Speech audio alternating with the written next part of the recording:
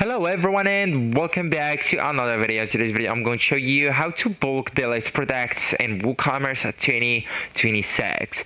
So you will need actually to go to the products on left hand menu, just right here products option, and as you can see, a pop-up menu is visible right now after we hover on the products option. So we only just go and select the first option on it, all products, and then just to use the checkboxes to select multiple products, or just go ahead and click on the checkbox at the top to select all on the page. Okay, so for me, I will go with 2 products, for example, or 3, and then from the bulk action section, you'll need just click it and click on move to trash. Okay, and then just scroll all the way down and click on apply right here.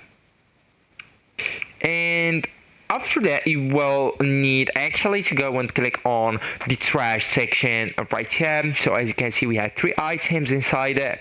So you will need just to select all just like that, and then click on empty trash. So if you click on apply right here, you will be able to restore them. All right, so that's if you want to restore them. So you will need to select delete permanently, and then click on empty trash.